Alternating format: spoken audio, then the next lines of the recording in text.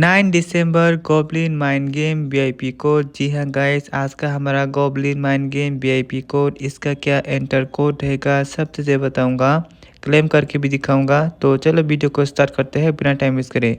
तो आज का हमारा फर्स्ट नंबर होने वाला है 8। आपको डायल को 8 करना है। तो देखो गाइस, मेरा 8 हो गया। और आज का हमारा सेकेंड नंबर रहेगा 9। और आज का हमारा थर्ड नंबर रहेगा 4। और आज का हमारा लास्ट फाइनल नंबर रहेगा 7।